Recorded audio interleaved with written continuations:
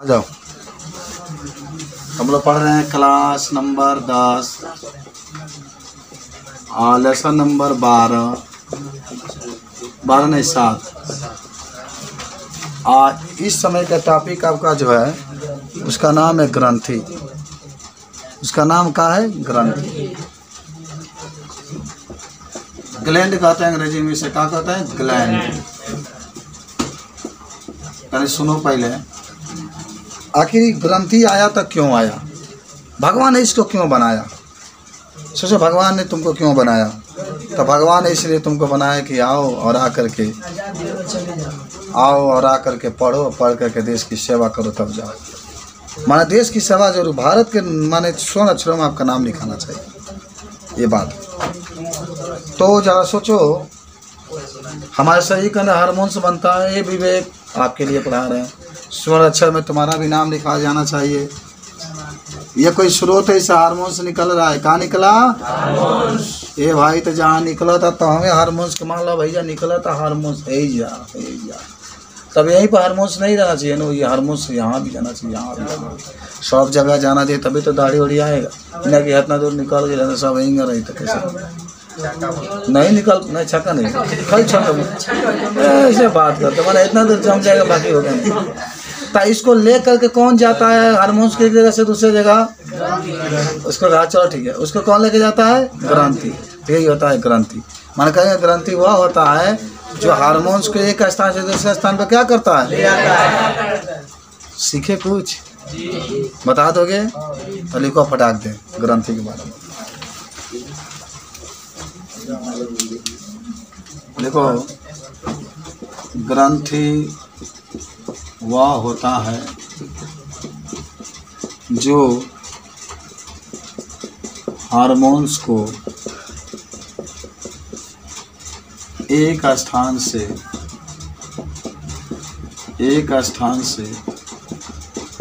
दूसरे स्थान पर ले जाता है।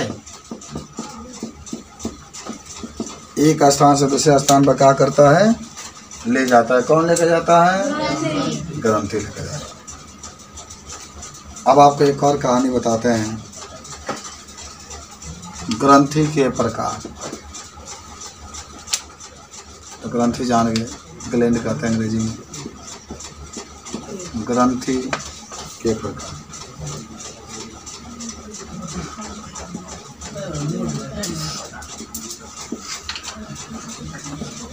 ग्रंथि के प्रकार कितने प्रकार का होता है?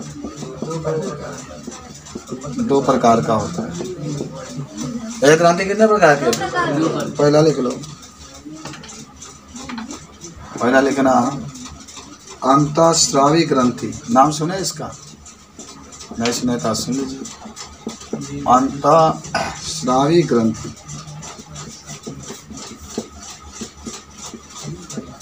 और दूसरा बहिस्रावी ग्रंथि। बहिस्रावी ग्रंथि।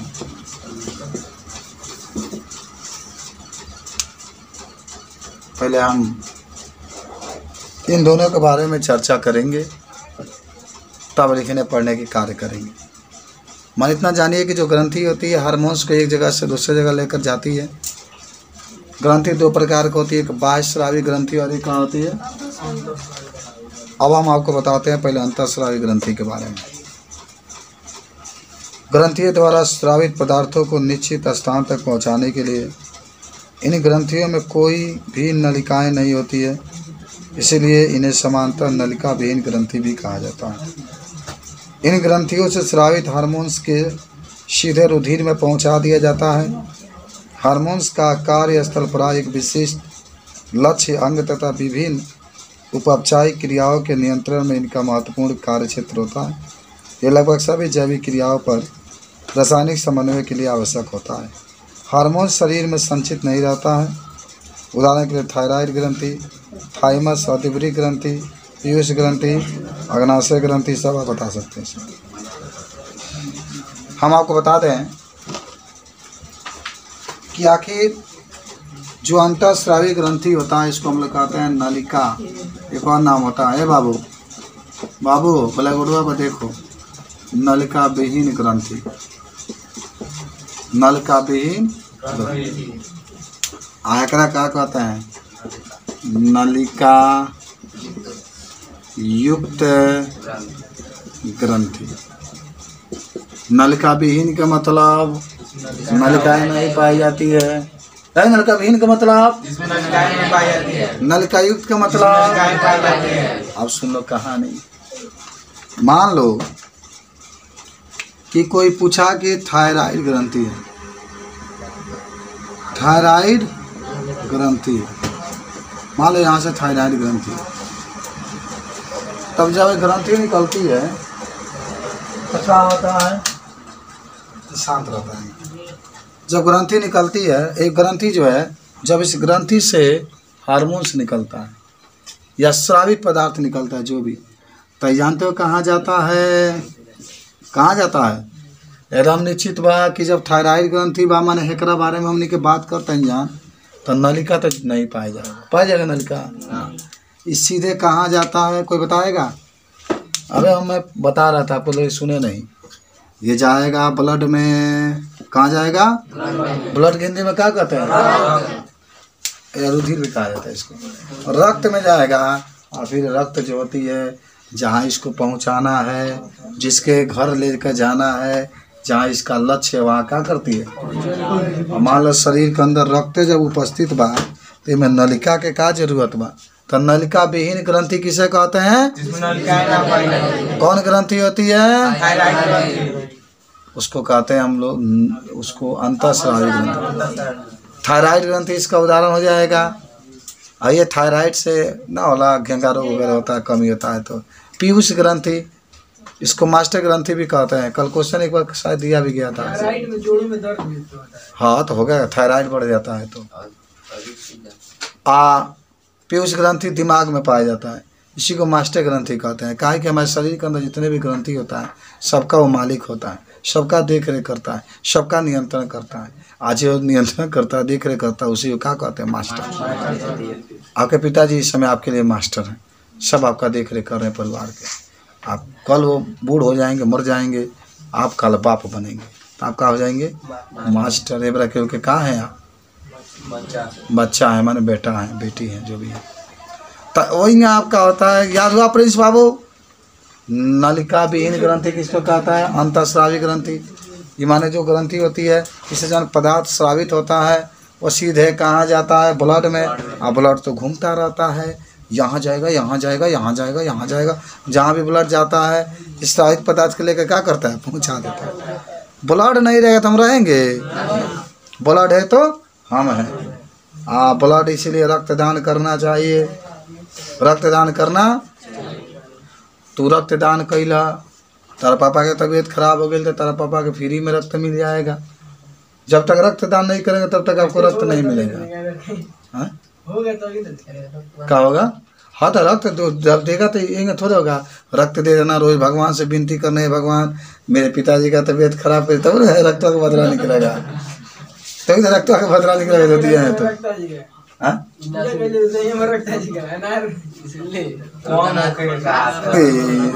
आए का दिमाग नहीं काम कर रहा। तो इसको हम लोग कहते हैं अंतःस्रावी ग्रंथियाँ। अंतःस्रावी ग्रंथियाँ में नलिकाएं पाई जाती है, नलिका विहीन होती है। ये नलिका विहीन होती है। देखा सावन के महीना वाले के कुछ हमने के कहल जाई, खोसू के मीट, बकरी के मीट, मुर्गा के मीट, तो भगवान देवता लोग सब माफ कर दी। कहाँ है? कहाँ कि हम लोग पढ़ रहे हैं, स्टूडेंट है, इसलिए समझ रहे हो। बाकी अगर घर में मत कहिएगा, नहीं तो घर के लोग कहेंगे तो मालूम है सावन का महीना चला था, ठीक है? खूब बढ़िया कहिएगा, उसमें खूब चिल्ला चिल्ला के बकरा मुकरा के बात करिएगा। अब आइए बहिस्रावी ग्रंथियाँ के बारे में तो देख लेते हैं। है समझे न कि में नलिका नहीं पाई जाती है, तो जब इससे कुछ निकलता है कौन पदार्थ किससे होकर जाता है अपने शरीर में? रक्त के द्वारा जाता है, इसलिए इसमें नलिका की आवश्यकता नहीं होती है। अब आते हैं कहानी किसके पास? ये भाई हेकरा पास। ये कहानी बहुत पुराना है। क्या कहिएगा? देखिए जो बहिस्रावी ग्रंथियाँ होती है ना, इसमें नलिकाएं पाई जाती है, और नलिकाएं जो होती है विभिन्न अंगों तक होती है। नलियाँ पाई जाती है, नली बहुत पतली नली होती है। शरीर के माने इससे जो बहुस्रावी ग्रंथियाँ होती है, इससे जो पदार्थ उत्सर्जित होता है, ये नलिकाएं जो होती है जहाँ पहुँचाना होता है तहाँ क्या करती है?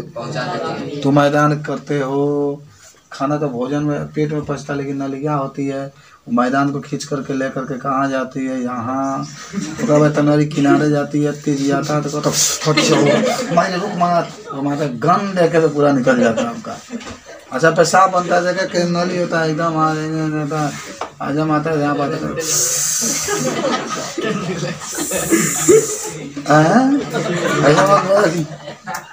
आज समझ गए?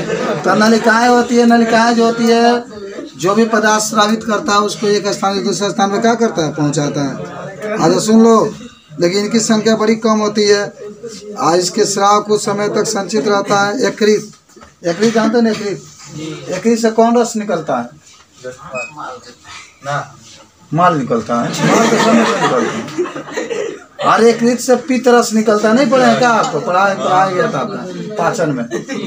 यकृत से और बस स्वेद, पसीना के नाम सुने हैं ना? चाटेंगे तो नमकीन का लगता है पसीना। क्यों? ये प्रश्न बहुत अच्छा आप लोग से बताएंगे। पसीना होता है तो क्यों आपको नमकीन का लगता है? क्योंकि उसमें नमक पाया जाता है। क्या पाया जाता है? तो खाना बनाइएगा तो खूब गार लीजिएगा, गर्मी होगा उस सब्जी बना लीजिएगा, अब बनाइएगा, नमक की कोई आवश्यकता नहीं होगी। अगर लोग करे लगे थे बाबू सही सोच लिए था नमक के बोरा क्या हो। आगे बढ़ते हैं। यकृत हुआ, लार हुआ, अग्नाशय हुआ, सब। लार से कौन एंजाइम निकलता है? सुबह भी पढ़ाया गया था। हाँ, तभी कहानी के लिखे कम लिखे तो लिखे के पहले अंतःस्रावी ग्रंथि। आइए लिखिए हेडिंग में पहला अंतःस्रावी। बायोलॉजी तक अभी भविष्य में नहीं भूलोगे तुम लोग, लेकिन आज इस पाठ का समाप्ति हो रही है तो लिखो वह ग्रंथियाँ, माने इन ग्रंथियों को क्या कहते याद है ना? नलिका विहीन ग्रंथि भी कहते हैं। नलिका विहीन ग्रंथि भी कहते हैं। कितना सुहावना आज का दिन है। लेकिन बच्चे अगर बोर्ड का पेपर दिए होते तो कितना अच्छा दिन आज होता। आपका भी दिन ऐसा ही आने वाला है। पेपर देने के बाद रिजल्ट का वेट करेंगे आप। इस ग्रंथियों को नलिका विहीन ग्रंथियाँ कहते हैं। आगे लिखना, इसमें उपस्थित सभी ग्रंथियाँ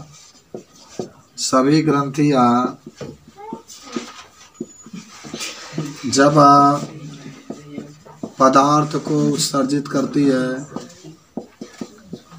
पदार्थ को क्या करती है? उत्सर्जित करती है, तो उसे एक स्थान से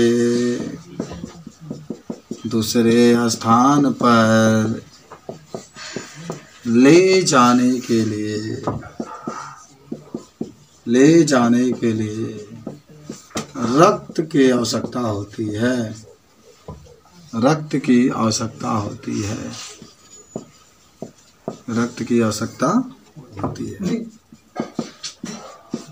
तथा रक्त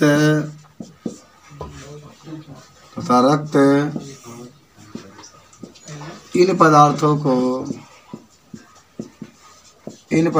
को उनके लक्ष्य तक पहुंचाता है।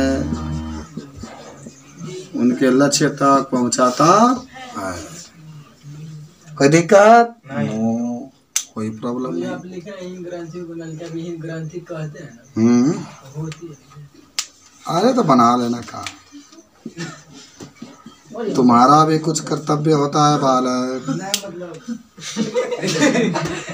कुछ टूटी उटी होती है तो सुधार कर लिया जाता है। थायराइड लिख लेना, थाइमस, आराम से पढ़ो। उत्तेजना में नहीं, आदि ब्रेक। उसके बाद से पीयूष ग्रंथि, फिर अग्नाशय, फिर से चलिए 1 मिनट बाबू हट रहे हैं।